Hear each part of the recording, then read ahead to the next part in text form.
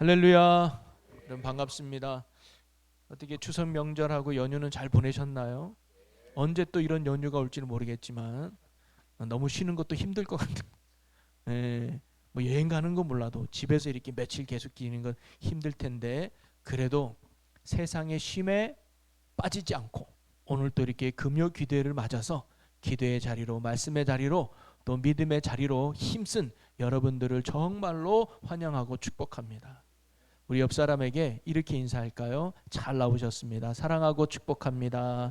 사랑하고 축복합니다. 할렐루야. 사랑하고 축복합니다. 네. 여러분 제가 여러 번 반복해서 얘기하지만 내가 옆 사람을 축복하면 하나님이 축복하는 나에게도 복을 주시는 거예요. 그래서 여러분이 복을 많이 받는 비결 중에 하나는 뭐냐면 복을 많이 빌어요. 축복하세요. 잘 될 거예요. 하나님이 함께 하실 거예요. 축복합니다. 많이 비세요. 하나님이 아브라함을 부를 때 내가 너를 축복하는 자를 축복하고 저주하는 자를 저주한다 그랬어요. 그래서 누군가가 아브라함에게 아브라함 너 하나님의 복을 받아서 잘 될 거야 그러면 그렇게 말한 그 사람에게 하나님이 복을 준다는 거예요. 왜? 하나님이 아브라함을 복의 근원으로. 여러분 오늘날 아브라함의 저기 자손이 누굽니까? 우리입니다. 여러분도 동일한 이 시대 아브라함이기 때문에 여러분을 축복하면 하나님이 기뻐서 축복한 사람을 복 주시는 거예요. 그래서 제가 어릴 때 우리 누군가가 예지나 우리 예원이 유찬이를 칭찬하면 제가 기분이 좋아서 껌 하나 더 주고 싶은 마음처럼. 껌이 너무 시시했나? 하여튼 그게 부모 마음처럼 하나님도 여러분을 축복하면 축복한 여러분을 복을 주는 거예요. 여러분 그런 마음을 담아서 우리 다시 한번 옆 사람에게 최고의 축복을 한번 해주시죠. 여러분이 받고 싶은 복을 이야기하는 거. 예쁘시네 그럼 예뻐질 거예요. 똑똑하시네 내가 똑똑해질 거예요. 어머 돈 잘 버실 거예요. 내가 돈 잘 벌 거예요. 여러분이 받고 싶은 복을 앞 사람에게 축복해 주시도록 하겠습니다. 자 복을 빌어주세요. 자.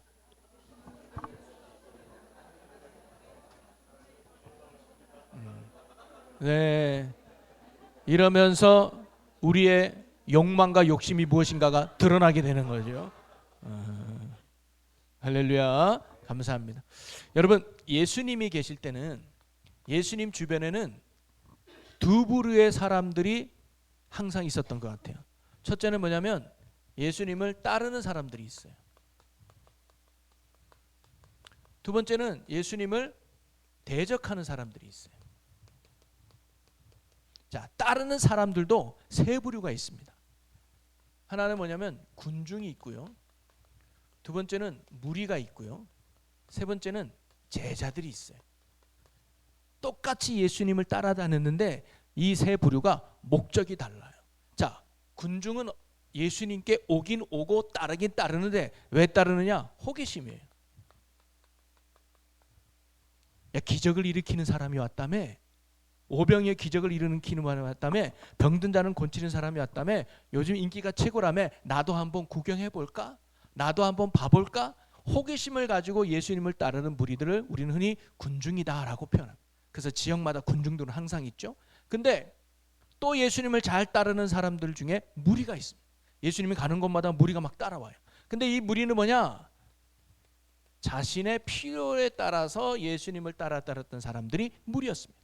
내가 좀 병 고침 받고 싶어서, 내 문제가 좀 해결받고 싶어서, 내가 뭔가 그분의 은혜를 받고 내 삶에 뭔가 소망을 좀 더 얻고 싶어서 나의 유익과 필요를 위해서 예수님을 따라다녔던 사람이 무리입니다.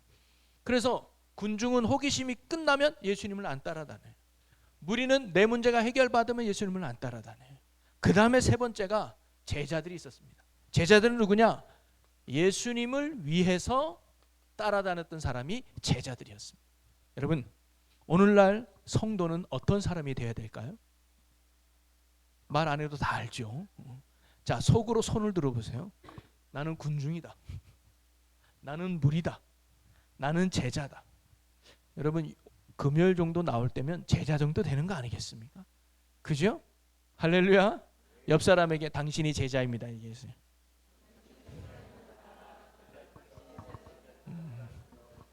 제자. 여러분이 예수님을 위해서 따라다니는 이 시대의 제자인 줄로 믿으시기 바랍니다. 사실 우리가 신앙 교육을 하고 훈련받는 핵심은 제자 되는 데 있는 거예요. 그래서 예수님도 마지막 승천하면서 내가 너희에게 분부한 모든 것을 가르쳐 지키게 하라. 모든 족속을 제자 삼으라. 이 모든 내용의 목적은 제자 삼는다. 단순한 교인을 만드는 게 교회의 목적이 아니라 제자 만드는 게 교회의 교육의 목적이고 신앙의 핵심입니다. 그러니까 저와 여러분도 뭐가 되는 교인이냐? 제자 되는 교인이에요. 예수를 주로 삼고 예수를 스승으로 삼고 그분을 쫓아 따르는 삶, 그게 중요하다는 거예요. 오늘 말씀에도 그 핵심인데, 자, 두 번째는 어떤 무리가 있냐면 대적하는 무리들이 있었어요. 대적하는 무리들은 그 당시 뭐예요? 흔히 종교 지도자들이었습니다. 그래서 꼭 그런 건 아닌데 예수님을 따라다니는 사람들의 부류를 보면 소위 그 당시에 낮은 계층의 사람들이 예수님을 많이 따라다녔어요. 그런데 예수님을 대적했던 부류들은 꼭 그렇지 않지만 대부분이 뭐예요? 높은 사회적 지위를 가진 사람들이 예수님을 대적했어요. 특히 종교 지도자들이 말이죠. 아니 어떻게 보면 말씀도 더 많이 알고 배워도 더 많이 배우고 알고 또 더 많이 아는 이 사람들이 오히려 메시아로 온 예수님을 더 잘 믿을 것 같고 더 잘 따를 것 같은데 전혀 그렇지 않았습니다.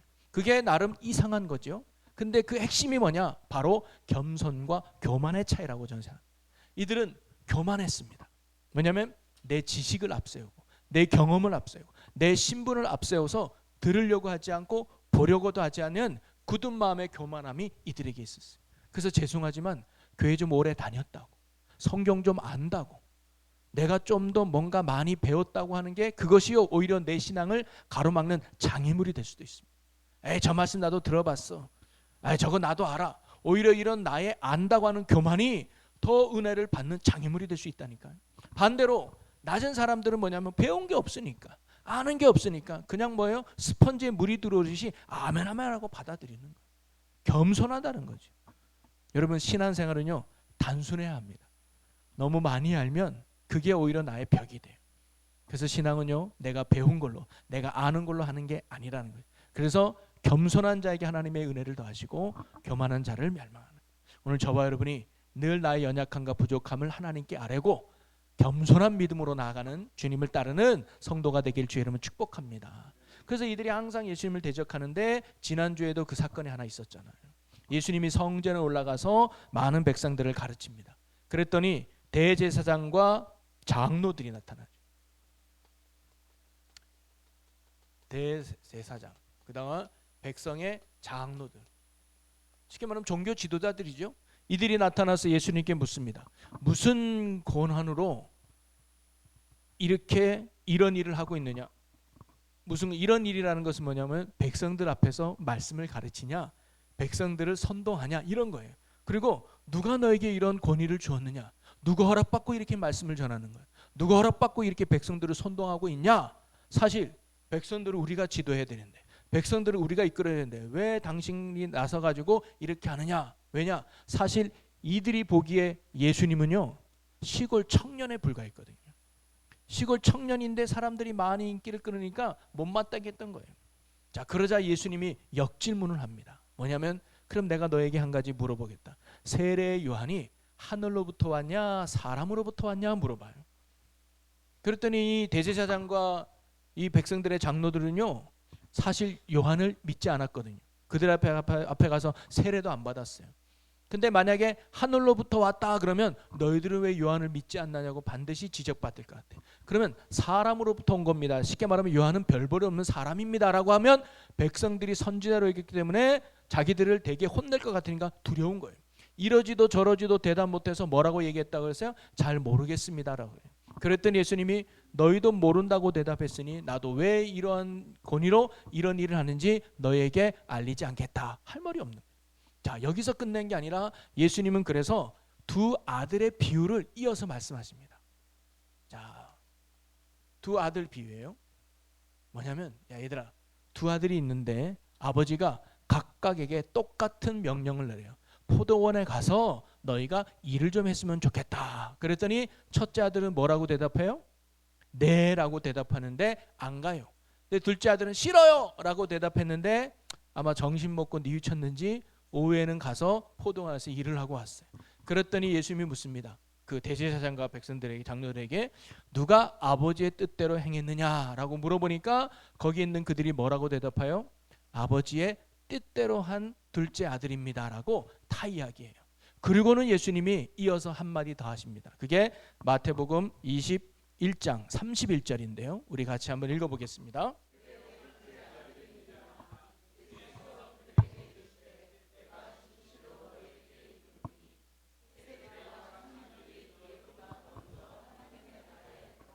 아멘. 이 두 비유를 하신 후에 예수님이 마지막에 뭐라고 말하냐면, 대제사장 장로들 너희들이 있지만 세리와 창녀들이 있지 않냐? 근데 이들이 먼저 하나님 나라에 들어갈 거야. 이들이 하나님 나라의 합한 자가 될 거라고 예수님이 이야기하는 거예요. 여러분, 그런데 그 당시 대제사장과 장로들은요, 굉장히 신앙의 모범이 되는 사람들이었습니다. 그 당시 존경받고 칭찬 듣던 믿음의 대표적인 인물이 이들이었습니다. 그래서 소위 말하면 하나님 믿으려면 저들처럼 믿어야 해라고 지적이 아니죠. 칭찬 듣는 사람들이 이들이었단 말이에요. 그러니까 상식적으로는 이들이 제일 먼저 하나님 나라에 들어가야 되는 거예요. 그런데 예수님이 뭐라고 말하느냐? 세리와 창녀가 먼저 들어간대. 세리와 창녀는 그 당시 죄인 취급받으며 사람들에게 멸시 천대받고 손가락질 받던 사람이에요. 쉽게 말하면 너희들은 저들처럼 살아서는 안 돼 라고 지적받던 사람이 세리와 창녀였는데, 예수님은 오히려 세리와 창녀가 먼저 들어가고 대제사장과 백성의 장로들은 나중에 들어간다. 아니, 들어가지 못할 수도 있다는 말씀입니다. 이 이야기를 들으니까 대제사장과 백성의 장로들이 어떤 마음이 들까요? 화가 나는 거예요. 아니, 우리가 똑같다고 해도 화가 나는데 우리보다 세리와 창녀가 더 낫다라고 하니까, 하나님이 더 인정받는다고 하니까 대제사장과 백성의 장로들이 화가 나는 거죠. 그래서 예수님은 정말 잡아서 죽이고 싶었지만 백성들의 수요가 두려워서 뒤로 한 발짝 빠집니다. 그러나 결국 나중에 며칠 뒤에 예수님 십자가에 못 박으라고 고소하는 주체자들이 되기도 합니다. 여러분, 이 말씀을 통해서 예수님이 하시려고, 우리에게 가르쳐 주려고 했던 게 무엇일까요? 정말로 중요한 게 뭐냐는 거죠. 어떤 사람이 하나님 나라에 합당한 사람이냐, 어떤 사람이 하나님 나라에 들어가냐, 그 사람이 대제사장이냐, 그 사람이 백성의 장로들이냐, 아니면 그 사람이 손가락질 받은 세리냐, 아니면 창녀냐, 그 사람의 이름에, 그 사람의 직분에, 그 사람의 신분에, 그 사람의 위치에 있는 게 아니라는 거예요. 목사이기 때문에 천국 가고, 장로이기 때문에 천국 가고, 교회 20년 다녔기 때문에 하나님이 기뻐하고, 이런 껍데기에 우리의 신앙의 핵심이 있는 게 아니라는 거예요. 두 아들 비유를 통해서 그러면 어떤 사람이 하나님 나라 합당하냐? 한마디로 말하면 하나님의 뜻대로 행하는 자, 이게 중요하다는 것을 예수님이 가르쳐 주는 거예요. 니들이 신앙생활 하고 있지만 하나님의 뜻대로 행하는가 점검해봐라. 사실 대제사장과 장로들은 그러지 못했다는 사실이죠. 그러면서 제가 지난주 설교 제목을 누가 하나님 나라에 합한 자인가, 대제사장으로 살아왔다고 장로들이기 때문에 하나님 나라에 합한 자가 아닐 수 있고요, 세리라고 손가락질 받고 창녀라고 사람들한테 미움받았지만 그가 하나님 나라에 안 들어가는 게 아니라는 거예요. 그럼 하나님이 보시는 기준이 있다는 거 아닙니까? 하나님 보시는 우리에게 합한 모습이 있다는, 그게 뭔지를 예수님은 오늘 이 비유를 통해서 우리에게 가르쳐 주려고 했던 거죠. 그러면서 오늘 우리의 신앙을 한번 이 말씀 속에서 돌아보고 점검해 볼 수 있기를 주님의 이름으로 간절히 소망합니다. 그래서 저는 두 가지를 여러분과 함께 나누는데요, 하나님 나라의 합한 자가 어떤 사람이냐? 첫째는요, 하나님 중심이에요. 이거를 하나님 보시기의 신앙, 하나님 보시기의 신앙. 여러분, 당시 대제사장과 백성의 장로들, 소위 종교 지도자들이라고 하는 이들의 신앙은 어떠했는가?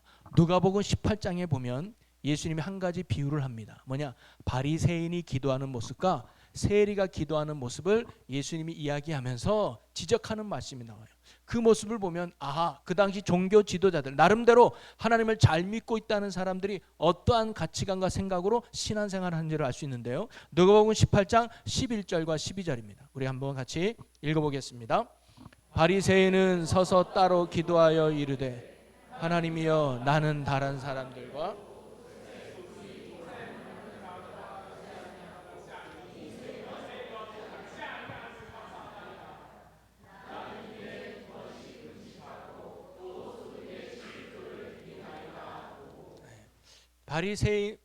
바리새인은 지금 보니까 서서 따로 기도하고요. 서서 따로. 무릎 이렇게 쪼그리고 앉아서 무릎 꿇고 기도한 게 아니라 서서 기도한. 그래서요. 어디에 서서 하냐? 기도 시간이 되면 이 바리새인들은 시장 어구에 사거리 모퉁이쯤. 그래서 사람들이 제일 많이 다니고 사람들이 많이 볼 수 있는 그런 자리에 가서 기도를 많이 합니다. 서서 기도하는, 나 기도하고 있다는 걸 드러내는 거죠. 그리고 기도의 내용도 보면 뭐라고 나옵니까? 나 잘 믿고 있습니다. 나 거룩하게 신앙생활. 여러분 이번 주에도 새벽 기도에 빠짐없이 다녔습니다. 이번 주에도 내가 성경을 일독하려고 열심히 내가 하루에 20장씩 읽었습니다. 이번 주에도 내가 착한 일을 하기 위해서 어디 고아원 가서 도와주고 어디 도와줬습니다. 내가 이번 주에도 물질의 11조를 드렸고 내가 하나님 위해서 열심히 봉사했습니다. 하나님 나 잘했죠? 라고 기도하고 있는 거예요. 근데 누구 보라고 하는 걸까요? 사람들 보라고 하는 거예요. 즉 그 당시 바리새인과 종교 지도자는요, 하나님 앞에 드리는 기도가 아니라 이게 뭐예요? 사람 앞에서예요. 사람 앞에 보이려고, 자기의 의를 드러내려고, 사람 중심, 자기 중심의 신앙이 바리새인들의 신앙이었습니다. 하나님은 그걸 지적하고 계시는 거예요. 너희들이 나를 믿는다고 하지만 하나님의 마음에는 생각이 없었습니다. 하나님의 뜻을 아는 데는 중요하지 않았습니다. 내가 원하고 싶은 거, 내가 하고 싶은 거, 그래서 나의 의를 드러내는데 중심으로 살았던 것이 바로 바리새인들의 신앙이었습니다. 그래서 내가 하고 싶은 거 하는 거예요. 내가 의롭다 싶으면 열심히 하는 거예요. 내가 성경 읽고 싶으면 성경 읽고, 내가 예배 드리고 싶으면 예배 드리고, 내가 봉사하고 싶으면 봉사하고, 나름대로 내가 신앙생활, 이런 것을 우리는 종교인이라고 말하죠. 그렇게 살았던 사람들이 바리새인이었습니다. 겉으로 보기에는 너무 잘하는 거예요. 누가 봐도 정말 신앙인처럼 보여요. 자, 그런데 반대로 세리는 어떻게 했는가? 자, 말씀 13절 읽어보겠습니다. 시작.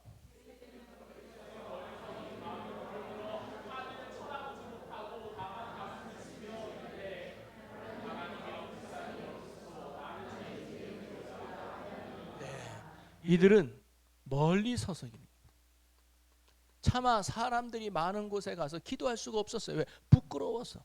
그래서 멀리 서서 아무도 없는 곳에 가서 보니까 하늘을 감히 쳐다보지 못하고 고개를 숙이고 가슴을 치며 기도했다.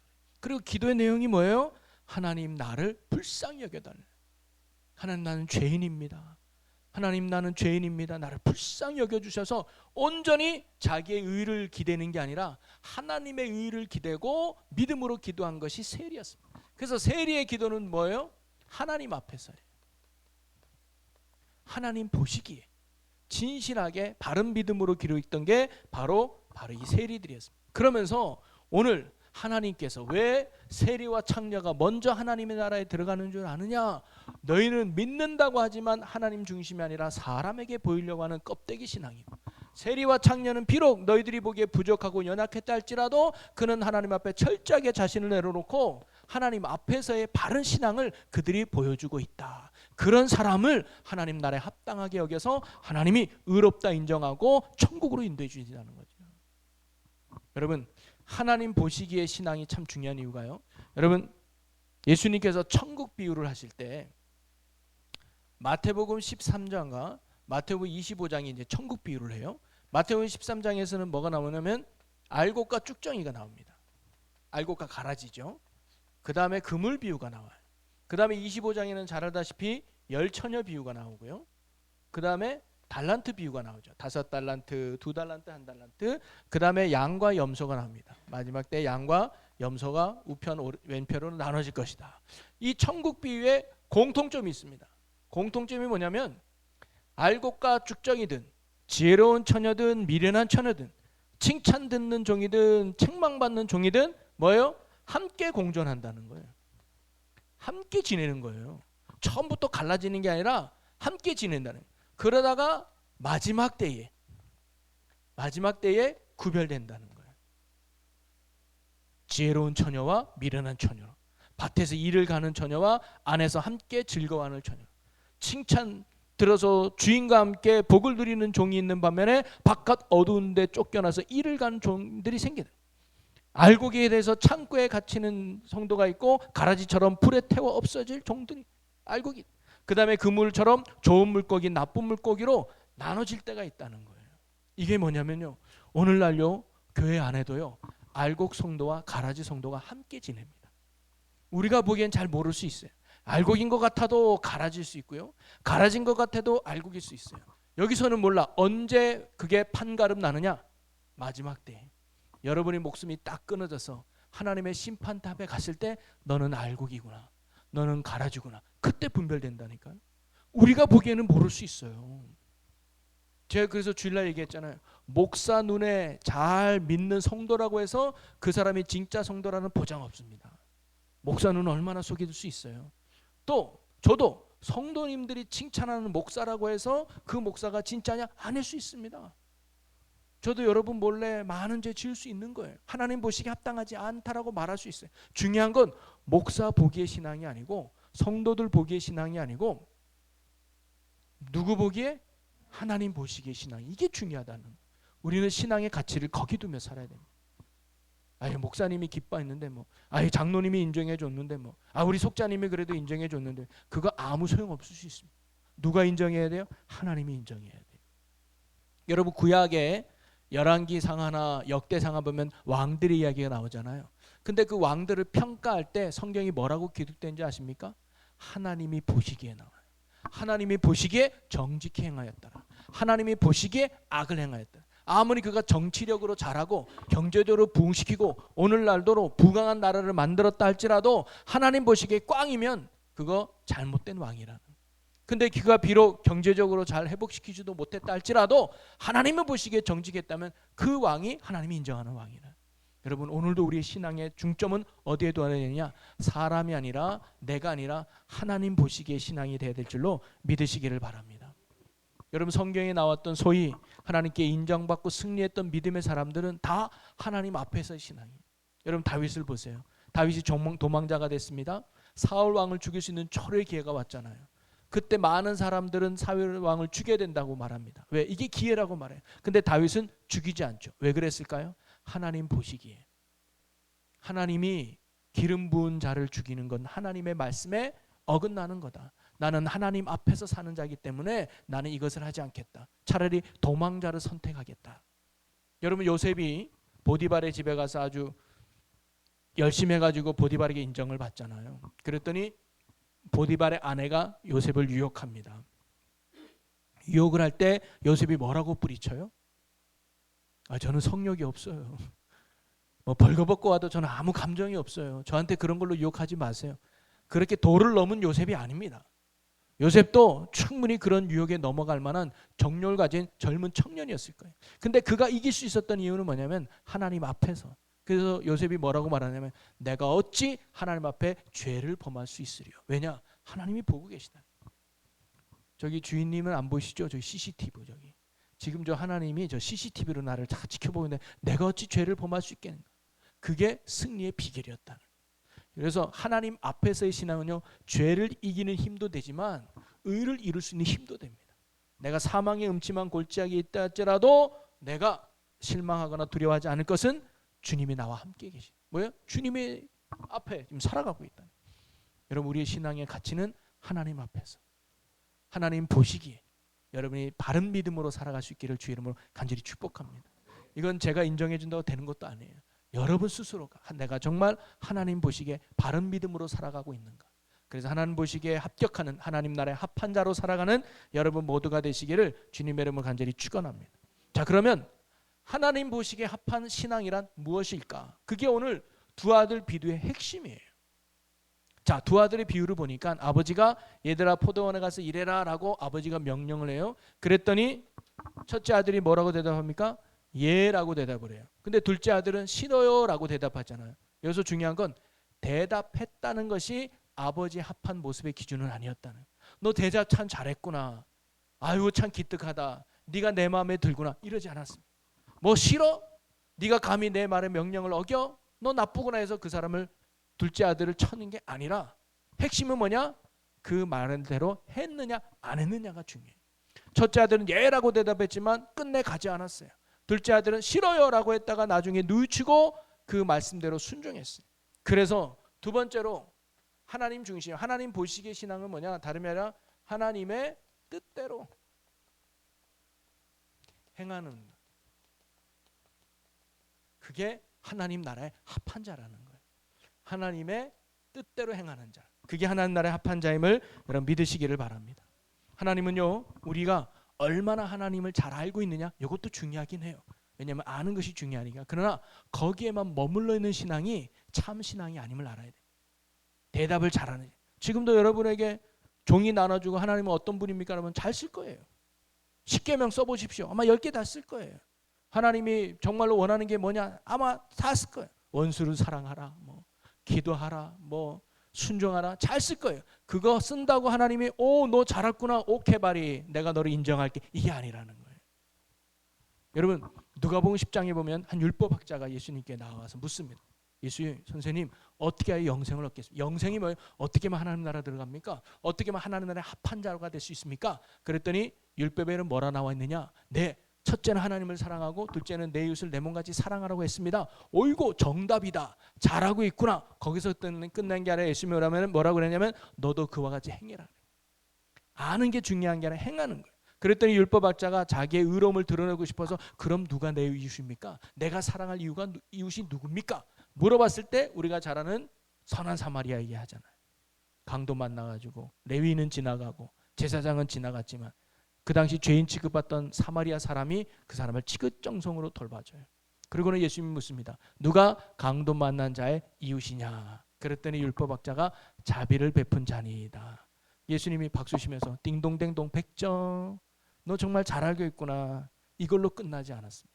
뭐냐? 예수님의 말씀은 누가복음 10장 37절 함께 보겠습니다. 이르되 자비를 베푼 자니이다. 예수께서 이르시되 가서 너도 이와 같이 하라 하시니라. 예수님의 말씀의 핵심은 너가 잘 알고 있구나로 끝난 게 아니라 그러면 행해라. 오늘 첫째 아들처럼 네라고 대답하는 게 중요한 게 아니었다는 거예요. 뭐예요? 가서 행하는 게 중요하다는 거예요. 오늘 예수님께서 세리와 창녀가 먼저 하나님 나라에 들어간다는 게 뭘까요? 이들은 알기는 잘 알았습니다. 예만 대답한 거예요. 그러놓고는 사람 보기에 사람 앞에서 자기 중심의 신앙을 생. 근데 세리와 창녀는 처음에는 하나님 안 믿어요, 나 싫어하면서 세리로 죄짓고 창녀로 죄를 지었을 거예요. 그런데 이제 이들이 뭐예요? 하나님의 뜻을 깨닫고 회개한 거예요. 세리로 살았던 거 회개합니다. 창녀로 살았던 거 회개합니다. 아버지의 뜻을 알지 못하고 어긋나게 살았던 거 회개합니다. 그러나 나 이제 아버지 뜻대로 살게요 라고 회개하고 순종했을 때 이들이 먼저 하나님 나라 들어간다는 거죠. 여러분, 오늘 저와 여러분이 하나님을 믿을 때 아는 신앙이 아니라 믿는 신앙이 될 수 있기를, 아니 따르는 신앙이 될 수 있기를 주의 이름으로 간절히 축복합니다. 예수님도 마태복음 7장 21절에 이렇게 말했잖아요. 나더러 주여 주여 하는 자마다 다 천국에 들어갈 것이 아니요 다만 하늘에 계신 내 아버지의 뜻대로 행하는 자라야 들어가리라. 저는요, 제 인생의 철학이 되는 몇 가지 성경 말씀이 있습니다. 그 중에 하나가 저는 이 말씀입니다. 나더러 주여 주여 하는 자마다 천국에 들어갈 것이 아니요 내 아버지의 뜻대로 행하는 자라에 들어가리라. 그러면서 오늘 여기에는 없지만 22절과 23절에 보면 내가 주의 이름으로 귀신을 쫓아내고 내가 주의 이름으로 선지를 노릇하고 내가 주의 이름으로 많은 권능을 행했나이다. 그랬더니 예수님이 나는 너를 알지 못한다. 불법을 행하는 자라더라 내게서 떠나가라 그래요. 여러분, 귀신을 쫓아내는 기적을 베풀고 많은 능력을 행하는 능력의 종이 되고 선지자 노릇한다는 것은 말씀을 잘 가르친다는 거거든요. 오늘날로 보면 목사가 돼서 말씀을 잘 가르쳐가 되고 교사가 돼서 말씀을 잘 가르치는 거고 속장이 돼서 선교자 회장이 돼서 여러분을 하나님의 말씀대로 잘 가르치고 인도한다는 거 얼마나 복된 사역입니까? 귀신을 쫓아내요. 여러분의 지긋지긋한 문제를 막 기도해 줬더니 해결받아요. 능력을 행하여. 이거는 우리의 신앙의 아주 좋은 모델 아닙니까? 근데 하나님이 뭐예요? 내가 너를 알지 못한다. 그러면 도대체 신앙생활을 어떻게 하라는 걸까요? 하나님이 우리에게 원하는 건 뭐냐면 하나님의 뜻대로 행하는 거예요. 하나님의 뜻. 저도요, 예를 들어서 어디 부흥회를 초청받아가지고 한 1000명 모이는 교회 가가지고 제가 말씀을 너무 전해가지고 그날 회심해서 주께로 구원받기를 원하시고 하나님께로 돌아오실 분 손을 드시니까 1000명이 다 회개했어. 그래서 1000명이 다 그날 세례받았어. 얼마나 영광된 일입니까? 그런데 하나님이 그것 때문에 나를 인정해 준 게 아니라는 거예요. 그건 하나님이 하신 거지 내가 한 게 아니라는 거예요. 그럼 하나님이 내게 뭘 뭐느냐? 너의 삶에서 내 뜻대로 살고 있느냐 그걸 보시는 거예요. 네가 가정에서 아버지로, 네가 가정 사회 구성원으로, 네가 성도로서 아버지의 뜻을 행하고 있느냐, 이게 중요하다는 거죠. 여러분, 하나님의 뜻대로 살아라고 해서 율법대로 살라는 말씀이 절대 아닙니다.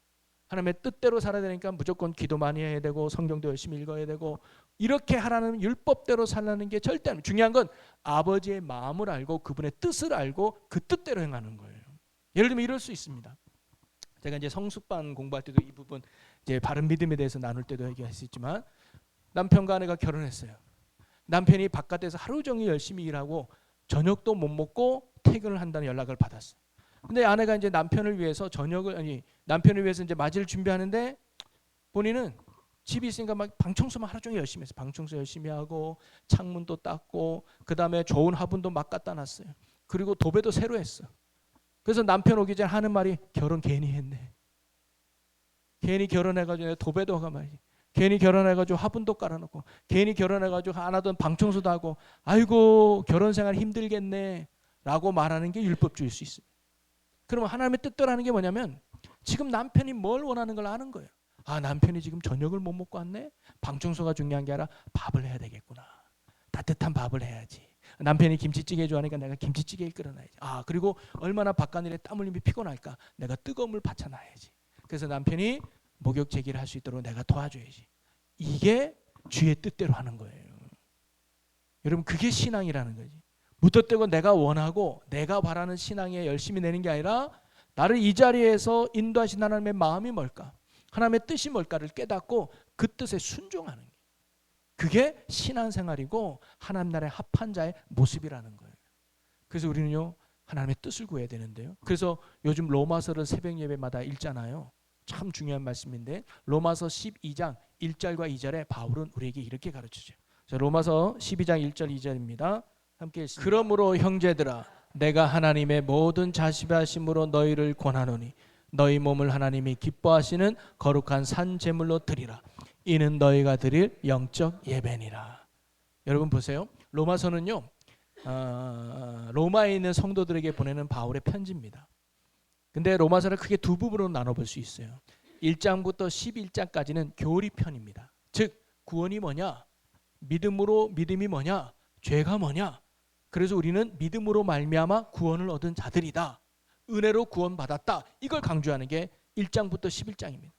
그러면 12장부터는 뭐냐면 너 구원받았니? 믿음으로 의롭다 인정받았니? 이제 너가 하나님의 아버지가 됐니? 네. 그럼 우리가 이제 어떻게 살아야 되는지를 가르쳐주는 게 12장부터, 즉 실천편이에요. 그 실천편의 핵심이 1절 2절입니다. 다시 한번 1절을 보면요, 그러므로 형제들아, 그러므로 뭐냐면 너 이제 이렇게 해야 돼.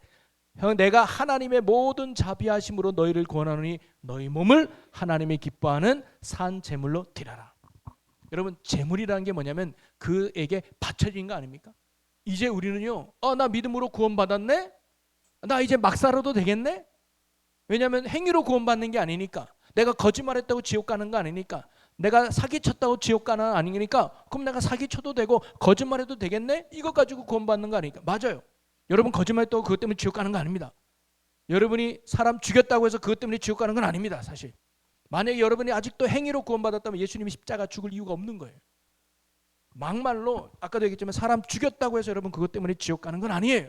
그럼 우리가 막 살아도 되느냐? 그게 아니라는 거예요. 바울은 그게 은혜를 헛되이 받는 거라고 말합니다.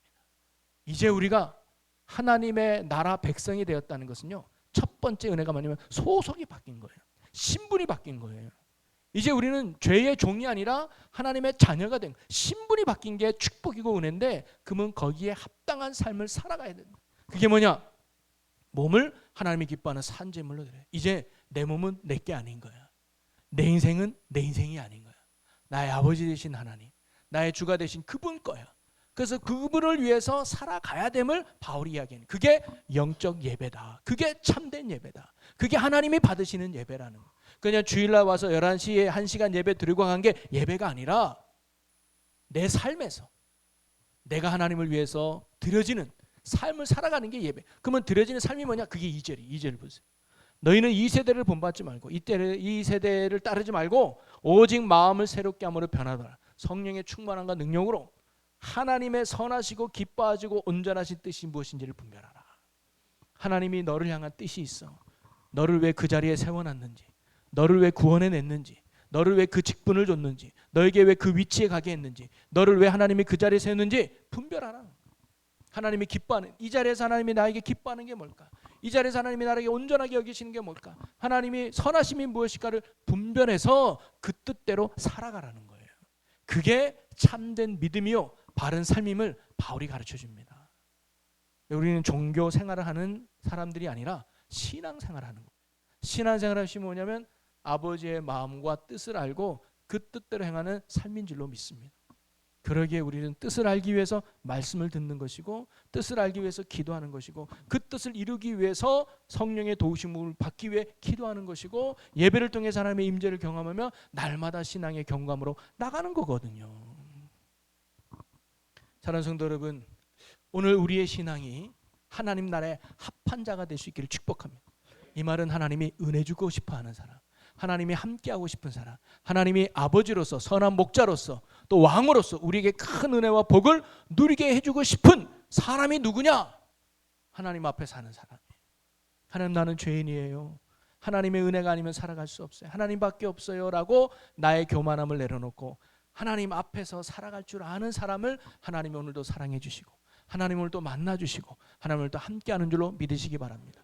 그리고 그 신앙은 뭐예요? 하나님의 뜻대로, 하나님 나를 이끄소옵소서, 하나님이 가시는 대로 하나님의 마음이 뭔지, 하나님의 뜻이 뭔지를 깨닫고 그 뜻에 순종하며 살아가는 거예요. 그래서 믿음은 순종이다. 근데 순종은 말씀에 순종하는 것이고 상황에 순종하는 거예요. 내게 주어진 상황에 순종하는. 다윗은 도망자에 순종했어요. 요셉은 노예 생활에 순종했어요. 감옥에 순종했어요. 여러분이 어떤 고난과 아픔이 있다 할지라도 여러분을 인도하신 하나님 앞에 순종하고 그 자리에서 주의 뜻을 구하는 거예요. 하나님, 나 여기 있기 싫어요. 하나님, 왜 나에게 이런 아픔을 줬습니까? 라고 내가 정답을 맞춰놓고 도장 찍으려는 기도와 신앙이 아니라, 나를 왜 하나님이 이렇게 하셨을까? 나에게 왜 복을 주셨을까? 나에게 왜 하를 주셨을까? 나에게 왜 고난을 주셨을까? 나를 향한 하나님의 선한 뜻을 깨닫고 그 자리에서 뭐냐? 순종하는 거예요.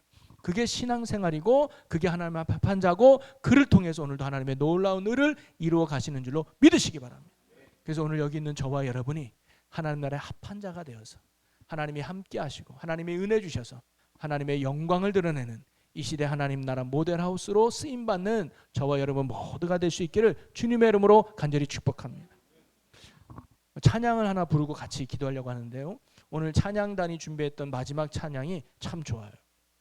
우리 이 찬양을 여러분 아마 낯선 분도 있을 것 같은데, 찬양의 가장 중요한 건 고백 아닙니까? 우리 가사를 보면 이런 가사가 있어요. 한번 보세요. 주님, 내 길을 잘 아시고 내 걸음 아시네. 어둠에서 빛을 내시는 그분을 믿네.